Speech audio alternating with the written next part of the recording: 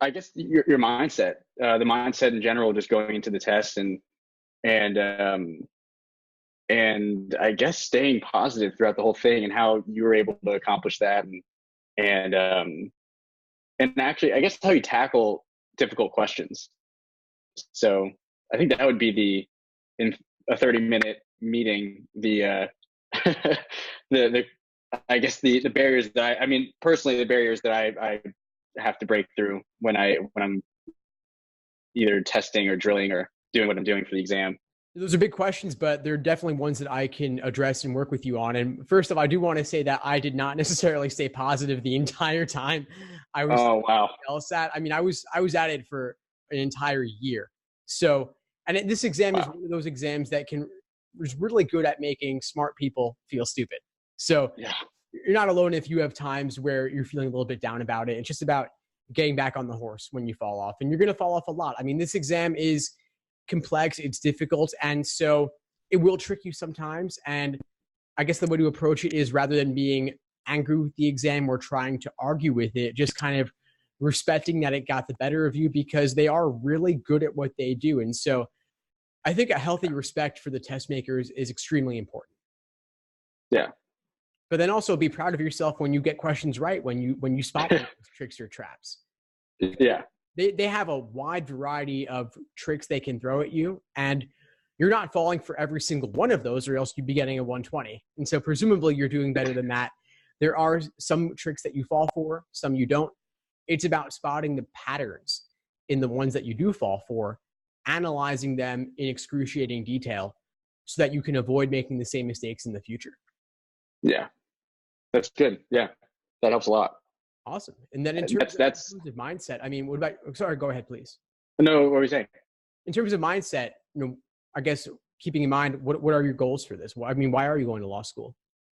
I guess I got interested, well, through a couple different avenues. I was producing content for Cheech and Chong, and I got into into the world of cannabis, and I became friends with some cannabis lawyers in LA, and they kind of convinced me to go down that path, since it was going to be, it's becoming like a popular, I guess, popular market for Los Angeles and for especially the West Coast. But I got into that, and then I thought, well, I have this strong entertainment background, so I might as well have options, either entertainment or cannabis. I'm just not really sure yet. I guess those are like champagne problems. I guess the first step is like overcoming this test and getting through it, and then making that decision, I guess, along the way, or however it's made. I'm not sure even how one makes that decision. Like, how do you decide? Do you go to law school and say, I'm going to practice this kind of law? I mean, I have family members who are lawyers, but I was too young for them for I guess, to understand how they got into the law that they got into. They're in like antitrust law, so I don't know how one stumbles upon getting into that kind of law. But entertainment and cannabis for sure are my interests. Cool. Well, those sound like those are definitely fun and exciting and growth industries, and sounds like you have some connections in the industry already. So yeah, given that, you have good reasons for going to law school, you have an interest, you have experience, and this test is just one hoop you have to jump through. So you can make the best of it, but at least you have an idea of why you want to go, which is really important. To answer your question more broadly, some people have a particular niche or industry in mind before they start. Others don't, and learn along the way. And that's fine. There's no right or wrong way to go about it, as long as you have some real world exposure to what law is actually like, aside from just watching it on TV. And it sounds like you have more than that. So, and some lawyers. So definitely talking with lawyers about this before going in is a good thing to do, just to get a sense of what it's actually like. Like, it's not always, impassioned courtroom speeches, but it sounds like you know more about it than that. So I think at least your head's in the right place on it. Yeah. They're telling me that it's just a lot of driving around from location to location, and meeting with people, and I guess just dealing with cannabis in entertainment. From what I experienced, they did a lot of clearance work. So I guess like with it's basically just if you're like working with brands and television shows. So like if you're going to blow out a label or not, to put it simply. And that's just a lot of office work and like emails and stuff like that. And then cannabis, my friends were telling me that it's just a lot of like, going from business to business, dealing with city stuff and ordinances and all that stuff. And no grand monologue in a courtroom amongst the jury, and none of that. That's they're telling me. So I understand that for sure. I'm not going to trial law defending O.J. Simpson here or something. So good, awesome. And so I think it sounds like you got a lot of positivity around the practice of law and going into the industry. And so this exam, of course, is a little bit different because it is being alone. The exam is not the most entertaining exam, although it can be once you understand it better. And so I think it's about, in a way, finding the fun in it and finding the ways that the tools you can use to break it down. Because there's a certain fun involved in breaking it down. Like we said, like spotting the traps, like dodging them like a ninja. And then there's also deconstructing the exam too, because there's layers upon layers upon layers. And so if you can have some fun breaking it down, that's really important to do as well. Yeah. The that idea going in. Yeah. The logical, the reading comprehension is not that much of a challenge for me. I mean, it's not out of the sections. It's definitely the one that it's not easiest for me. It's all difficult, but it's just, I read it and I retain as much as I can and that, but the struggle definitely comes from logical reasoning and the logic games and what you're saying before, deconstructing it. And I see it. I see that there's something there, but there's certain things I'm just not grasping yet. And that's the most difficult part for sure for me right now in my struggles. So how many games have you done? Well, I guess the way that I was going about it at first, I've watched some of your stuff, and you would definitely disagree with what I'm about to say, but I went right into testing, and I took a diagnostic at first, and that was I did one that was timed and one that was untimed, and wow, that was a struggle. Both of them were. The timed one was pretty funny. I was like, how do people do this? How did they get through this? I didn't know, I didn't have any strategy to skipping questions. I found myself stuck on a question for 6 or 7 minutes in logical reasoning. And it was just, it was a nightmare. And then I got through it, and then I did an untimed one, but both were not desirable scores. And I did that at first, and I probably in total have done about maybe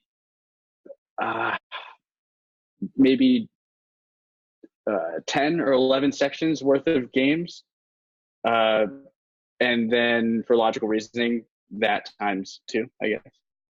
So okay, good. So it's good enough to get a sense of the variety of things that are tested on this exam. Yeah, that's a start. But it's funny because that's a lot of work. No joke. I respect that. It's if each section's 35 minutes and maybe you spend a bit longer on it, that's hours of work. Oh yeah. Like one game once took me like 50 minutes. I was like, how do because I'm not understanding the language. I wouldn't understand that all means any. Like any and all mean the same thing. So I'm just like, well, if any, at least one. It's like. No, but any and all mean the same. So I'm like stuck on one question for 10 minutes, and I'm just going back to it was the beginning was definitely a disaster. And then listening to you, I was just like, okay, I need to research some stuff and learn how to do these things. And there's definitely a method to all of this stuff. And I need to learn that before I get into anything else. I stopped what I was doing. It was about a month of that, and I stopped immediately. So. Good. So you do need a plan of attack. Like you can't just do exam after exam and measure your results. So it's good that you're slowing down and going to go about it more systematically in the future. But it's also good that you got some exposure, and you didn't burn through all the exams. You did like maybe 10 or so altogether, which is a good start. But then the nice thing is there's nearly 100 released exams. Yeah. And some lawyers, so that they do lots of paperwork, countless hours with those books.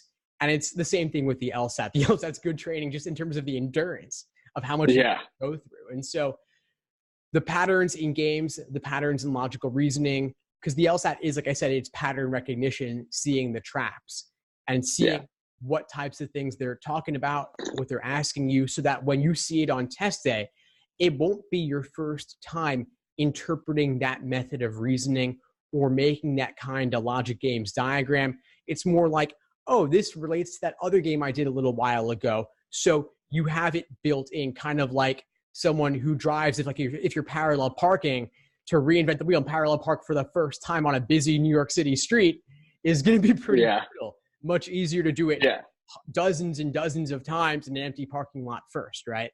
Yeah. No, exactly. Yeah. So it's the same thing. And so just kind of part of the fun to me, especially with games, it's nice in a way that reading comp you're already pretty good on, because that's the hardest section to improve significantly upon. Games is the most unfamiliar at first, but is actually much easier to improve upon because it's so unfamiliar. So just do dozens of games, see their patterns, do them by type at first, then in mixed sections. But you'll see those patterns and see how they relate. And so when you're setting up a new one, you're not reinventing the wheel. That's what it comes down to. Yeah. But that can be fun to see, oh, this is that kind of game. This is this kind of diagram. And then if you really want to have some fun with it, I was talking with a student earlier about this, writing your own logic games can be a lot of fun. Oh God. Yeah. Like that seems like, I feel like I'd have so many holes in my, so many mistakes in there, but yeah, you're right. Like there's definitely, I'm going to get to that point because they're so much fun when I start, as I'm starting to understand them more, I'm realizing how it's like a puzzle piece, it's like it fits all together and it's relieving for sure. It's a lot of fun. It does fit together. And of course there are holes at first, but then filling those holes is part of your learning process. Yeah. It's like if you're doing drills or doing actual games and you're making mistakes, there's like a hole left in your reasoning there too. And on your review process, you're filling it in. And so if you write your own little mini drill or you eventually write your own actual game, it's a lot of work. It takes hours, but those hours are filling in the holes. And of course, I wasn't writing games till I started teaching this exam, but it would take me like 4 or 5 hours at minimum to write a single game. Like it was a lot of work, but in the holes I learned a lot. Like I definitely learned a lot as an instructor just from doing that. And then I probably did like a half dozen games of my own. And so it's a table exercise. Writing logical reasoning, that's even harder because of the nuances and complexities of language there too. So I'm not saying that you necessarily need to do that, but thinking about how they tweaked the wrong answer to make it wrong is really important, because one little word makes all the difference. And you could think, oh, those sneaky bastards, how did they do that? Yeah. But it's good. There's a certain magic that they have that is worthy of respect, Oh yeah. It's incredible what these people are doing. Like have you had any on your podcast at all? I have actually. Yeah. I'll send you the links later. I've become friends with guys who used to write the actual Lsat questions. I've had a couple of discussions with him. And yeah, you could tell just in the way that he talks that he's on this other LSAC level, Oh my God. Yeah. That sounds so, I can't, how do they do that? Like they just, it's so, one word changes everything. It's incredible. First off, they're philosophy PhDs. So that already tells you something. That already tells you something. Like if you've like ever taken any philosophy class, you've read philosophy. Like it's dense text, right?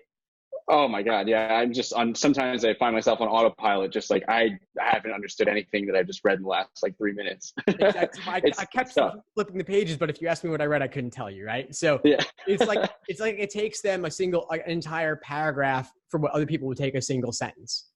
Yeah. Oh God. How do they do that? Well, philosophy is like the ultimate legalese, right? So yeah.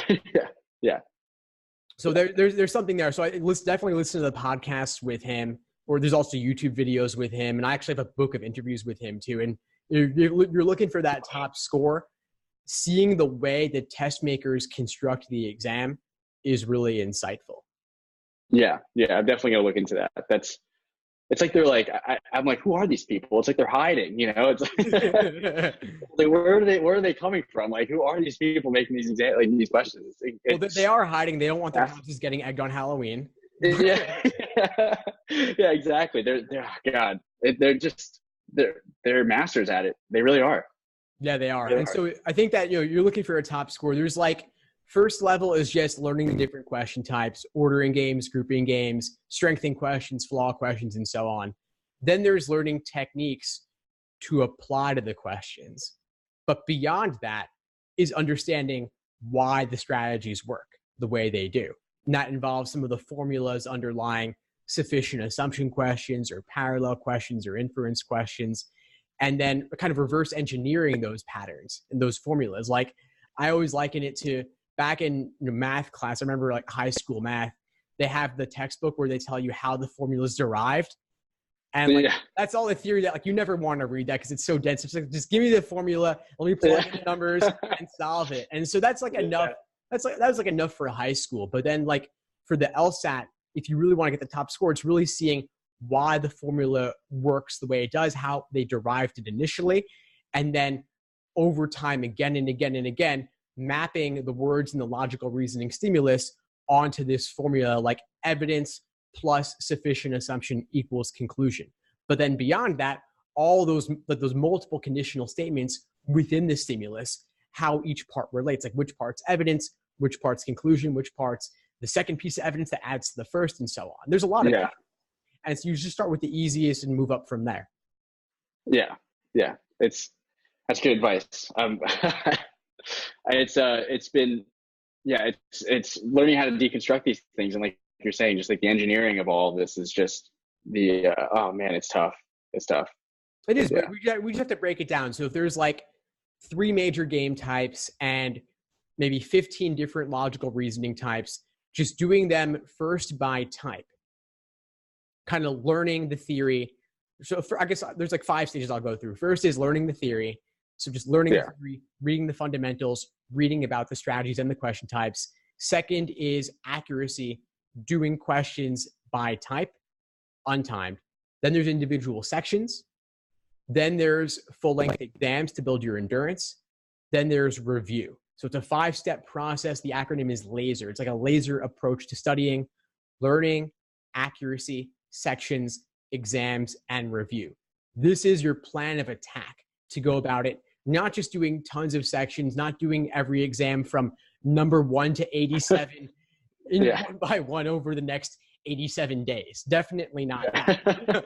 It's really just doing maybe you do 1 timed exam a week, starting from the 60s up to the 80s, but maybe doing only the even numbered exams so you save the odd numbered ones in the event that you want to retake. So let me ask you, when are you taking the LSAT? Are you scheduled? November 22nd. Nice. Okay, good. So you got some time. You got about 4 months. That's enough time to make anything happen, really. Oh, okay, good. That's good to know, because I'm just like, well, I've made progress, but it's definitely, it's like doomsday, November 22nd for me. It's how it feels like right now.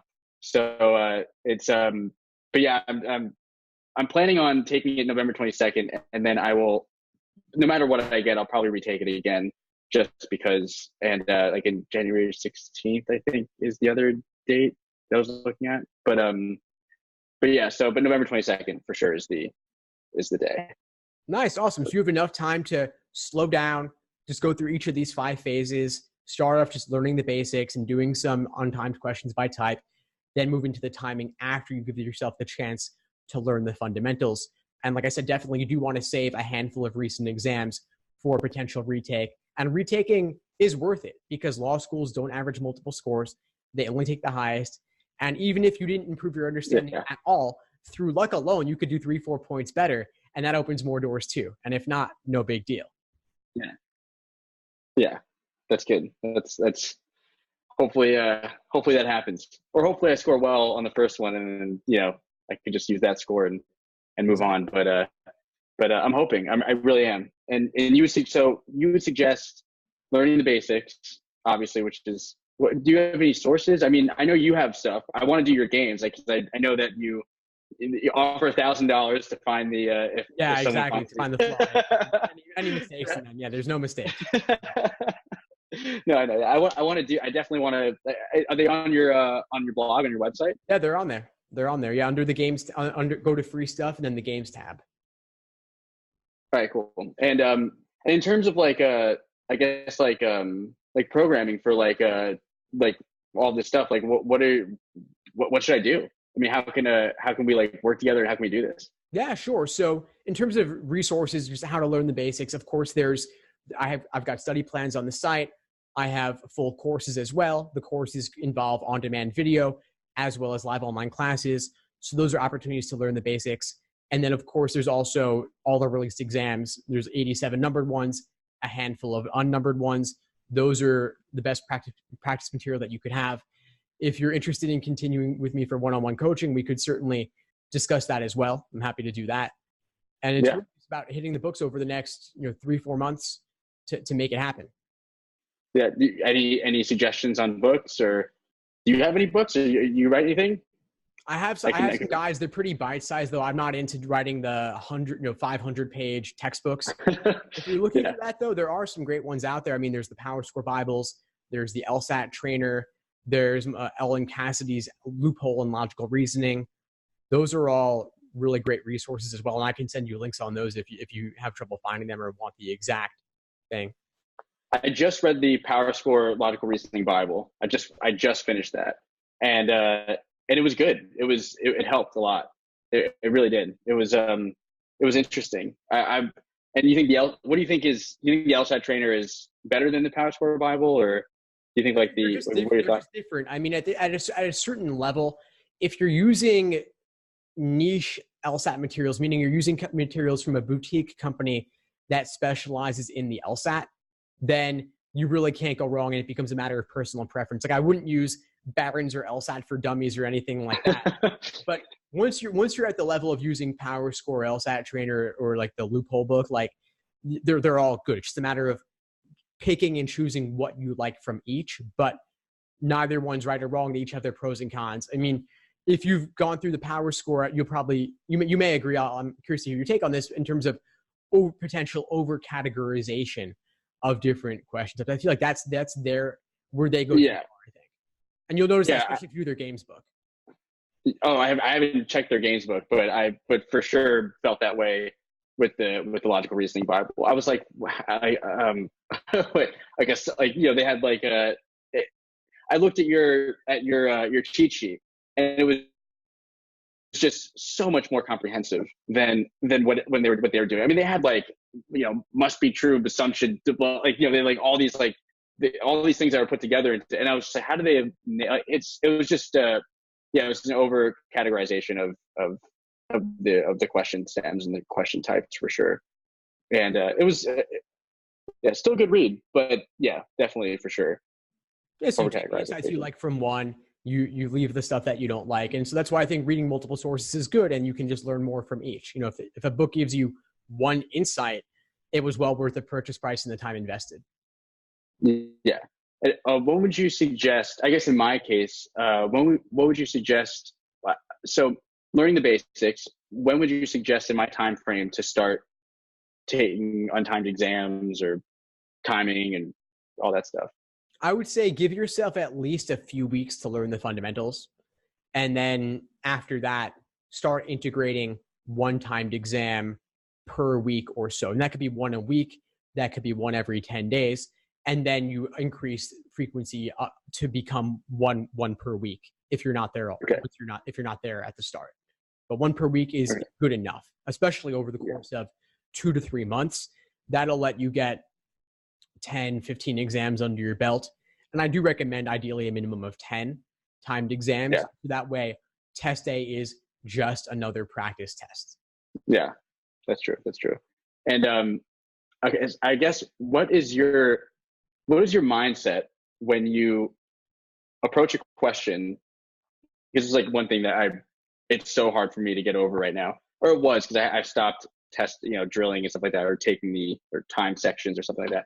But when you come across the question that is just, you just look at it and you're like, there's no, like, especially for time, like, do you just completely skip it and immediately like, okay, I'm not gonna mess with this question right now? Or yeah, I do. I would flag, typically in logical reasoning, I might flag 3 or 4 questions that are just too tough to deal with them in the moment. Maybe I don't like the topic.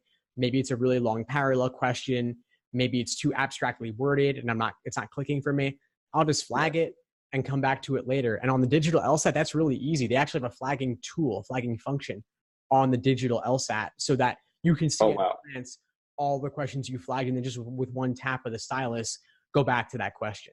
Really cool. Do you think they're going to, I guess, like, do you think they'll lower because it sounds like the digital LSAT saves minutes for people, which is obviously crucial. Do you think they'll compromise? They'll just say, okay, now the time sections are 30 minutes instead of 35. No, they're not going to change the timing.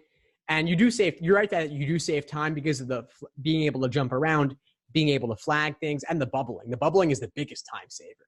Rather than spending gridding in like an oval with a number 2 pencil, you bubble by tapping your stylus.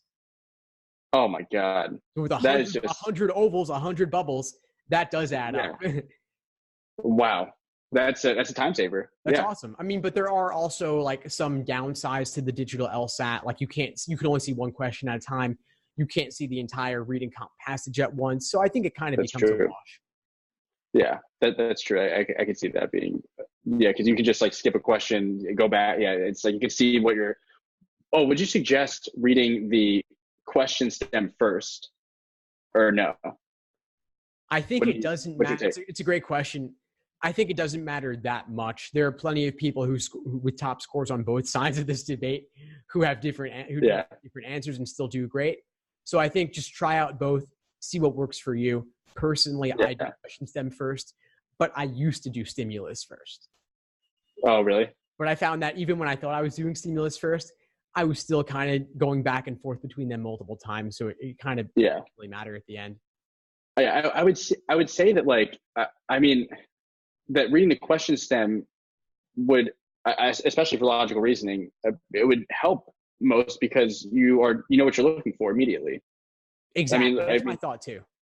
Yeah. So it just seems that, instead of reading the question, I mean, you can come up with an answer on your own. You can do all these things if you read the question stem first, you know exactly what you're looking for. I mean, it seems like the most sense, but then I see these ridiculous debates on Reddit that are just like, oh, don't do it, and then in the super prep book, they're like, don't read the question stems first. But I mean, so I'm just like, I don't know who. So I'm just, getting your opinion on that is definitely helpful since you're a top scorer and you say that you read the question stem first, and it's more comfortable for me. So I wasn't sure if I was doing the wrong thing and if I shouldn't be comfortable doing it, or if you do it, then it's definitely for sure a thing and not just. Well, to me, what matters most is that it feels most comfortable for you. Yeah. If it feels comfortable, if it feels natural and you're doing well, then there's no reason to do anything other than that. Yeah. Okay. That's good. That's good to know. That's for sure good to know. Well, we covered a lot. We covered a lot here. What would you say is the biggest insight you got from our session today? I guess, laser. Nice. Laser for sure is definitely something that is going to stick with me for my duration of my studies. And it's, and just your insight in general about learning the methods first, your parallel parking analogy. I'm going to remember that for a very long time. And it's just, rest assured that I need to learn these things first. And then, and once I do, then seeing the engineering of all these questions, then I'll be better off that way instead of just going off and doing time section after time section or timed exam and digging myself into a deeper hole of the verbose confusion of these people writing the questions and stimulus and stuff like that. But yeah, definitely your insight for all of this is super helpful for sure. And I'm gonna look at your logic games and your explanations and all these things too. That will help a lot, I'm sure. So great. I'm really glad to hear it. I'm glad to hear it was helpful. Now, you asked about working with me going forward and using my resources and such. Do you have any questions on where to start with that? I guess I wonder what would be best for me if your courses. Send me a link to all this stuff, and I definitely am interested in. I need to I need to see how you do these things, how you break problems down, and how you just work through each question, or the tough ones especially. Great, great. So And then then also I have the study plans, detailed day by day study plans. There are some on the website that you can go out and check out right now. Then there are also with the course, I have a special version of those that helps you use the course lessons in conjunction with the articles on my site and the video lessons inside the course as well. You could relate the chapters of like the logical reasoning or the games to what you're doing as well with the prep tests. awesome, yeah. And the courses in the city, where are they? Are they in Brooklyn, or are they? They're in Brooklyn. They're at my office in downtown Brooklyn, right near. It's kind of fairly close to Atlantic Barclays, right across from City Point. Yeah, because dude, your information is so it's so great. I mean, especially with all the other people, as I researched other people out there, and it's yeah, I think the at least the most, you seem like the most comprehensible, like in my opinion. So it's just like someone that it should, and if the live courses, the quality is there. Thank you for inviting me to it and having me there and stuff. It's definitely something I'm interested in, and whatever I can do to improve. Thanks, man. Yeah, I really Yeah. appreciate it. I'll send you details now, and I'll look forward to meeting you in person. Thank you. Yeah, no, this is incredible. Thank you. Thank you so much.